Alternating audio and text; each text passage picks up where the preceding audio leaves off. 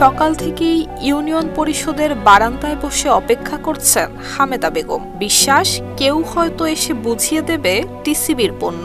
টিসিবির মাল তো পাইতাছি না, তো 2 মাস হাতে আসি ঘুরি যাই গিয়ে কলে মাল আসে নাকি, এখন আবার কইতাছে কলে কাজ জমা দেও। গত 2 মাস ধরে এমন অবস্থায় দিন কাটছে হামেদার মতো আরো 1000-এরও বেশি টিসিবি কার্ডধারীর। আমরা গেছে মাসেও মাল পাই নাই, আবার এখানকার বর্তমানে এই মাস চলতেছে, এখনো মাল আসে না। এখানকার আমরা আসছি ওই কালকে ওই মাইক মারি দিছে স্মার্ট কার্ড জমা দেওয়ার জন্য। এখানকার কী করবো, ছবি এখানকার করিয়ে আঁকতেছে, এটা এখানকার কী করবো না করবো তাও জানি না। নির্জমূল্যের মালটা আমরা পাবো না, এটা কেমন হয়? আমরা গরিব মানুষ। গত মাসে টিসিবি পাইনি তেল কালাই, মানে আজকে আবার কার্ড জমা নিতেছে, নিয়ে ফটো করিয়ে ওই কার্ডটা দিয়ে দিব। কিসের কারণে এটা আমরা তোকে বলতে পারতাছি না। স্কিন শুষ্ক রুক্ষ হয়ে যাবে বলে কি বাইরে যাবে না? জাস্ট 1 2 3 4 করো, স্কিনটাকে রিভাইভ করো। কার্ড থাকা সত্ত্বেও পণ্য পাচ্ছেন না কার্ডধারীরা। কার্ড স্ক্যানের পর সেই পণ্য বিক্রি হচ্ছে অন্যত্র। শেরপুরের শ্রীবর্দী উপজেলার রানীশিমুল ইউনিয়নে টিসিবির পণ্য বিতরণে উঠেছে ভয়াবহ এই অনিয়মের অভিযোগ। অন্য ইউনিয়নে এসব মাল দিছে, কিন্তু ইউনিয়নে দেওয়া হয় নাকি, অন্যান্য মাল দেওয়া শেষ, খাওয়া শেষ, কিন্তু আমার ইউনিয়নে দেওয়া হয় নাকি।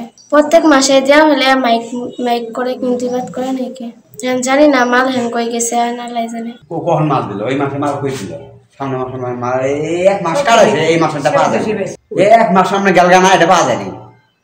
ওই কাক কইছে মাল দিছে, মিলিয়ে আছে না, দুটাই মিলিয়ে আছে, চেয়ারম্যান আছে, এটাও আছে, দুটাই মিলিয়ে আছে। তবে ডিলার দাবি করেছেন তিনি নিয়ম মেনেই কাজ করেছেন এবং বিষয়টি ইউএনওকে জানিয়েছেন। মাসের আগে আমার যে বরাদ্দটা আসছিল, সেই বরাদ্দ মাল আসছে আমার 1262। ওই সময় আমি বিতরণকালীন সময় আমার সফটওয়্যার থেকে মাল ব্যালেন্স কাটতেছে না কাটার কারণে আমি টিএনও স্যারের সাথে যোগাযোগ করলাম, স্যার আমার সফটওয়্যার থেকে তো মাল ব্যালেন্স কাটতেছে না, আমার মাল দেওয়া হয়ে গেছে 1200-র উপরে, আমার ব্যালেন্স দেওয়াতেছে মাত্র 150টা বিতরণ হয়েছে। তারপরে টিএনও স্যার আমার বললো যে আচ্ছা বিতরণ দিতে থাকেন, যেহেতু পাবলিক আছে, টেক অফিসার আছে, তারপরে আমি দেখবো। পরে সন্ধ্যার সময় ফোন দিলাম, ফোন দেওয়ার পরে বললো যে আপনি কী হয়েছে ওটা একটা করেন, ওই লিখে মেসেজ দিয়ে দেন টিসিবি গ্রুপে। তারপরে আমি টিসিবি গ্রুপে বলে দিয়েছি, পরে আমি মেসেজ লিখে দিলাম টিসিবি গ্রুপে। অনিয়মের এই অভিযোগ খতিয়ে দেখার কথা জানিয়েছে জেলা প্রশাসন। শ্রীবর্দী উপজেলায় একটা ইউনিয়নে আমরা টিসিবির কিছু অনিয়ম আমরা শুনেছি, আপনারা বলেছেন, আমরা জানতে পেরেছি। এখানে ডিলারের দাবি হচ্ছে যে মালামাল বিক্রি করেছে, কিন্তু অনলাইনে আপডেট হয়নি। তো বিষয়গুলো সমাধান করার জন্য আমরা ঢাকায় চিঠি লিখেছি, সেখান থেকে সমাধান করার জন্য।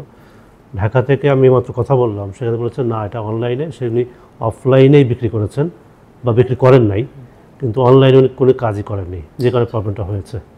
তো আমি আরও কথা বলবো এবং কীভাবে সমাধান করা যায়, অর্থাৎ মানুষ যেন ক্ষতিগ্রস্ত না হয়, যাদের জন্য টিসিবি দেওয়া হচ্ছে সেই সব প্রান্তিক জনগোষ্ঠী যেন কোনোভাবে ক্ষতিগ্রস্ত না হয়, আমি অবশ্যই দেখব। আমাদের উপজেলা বিভাগ নতুন এসেছেন, তাকেও আমি বলেছি এবং সেটা সমাধান করার জন্য। একদিকে বাজারে দ্রব্যমূল্যের চাপ, অন্যদিকে টিসিবি পণ্য বিতরণে অনিয়ম, দুই দিকের জাতাকলে পিষ্ট নিম্ন আয়ের মানুষ। তবে তদন্তে অভিযোগের প্রমাণ মিললে কঠোর ব্যবস্থা নেওয়ার আশ্বাস দিয়েছে প্রশাসন। নুসরাত জাহান মেহেক, ঢাকা পোস্ট।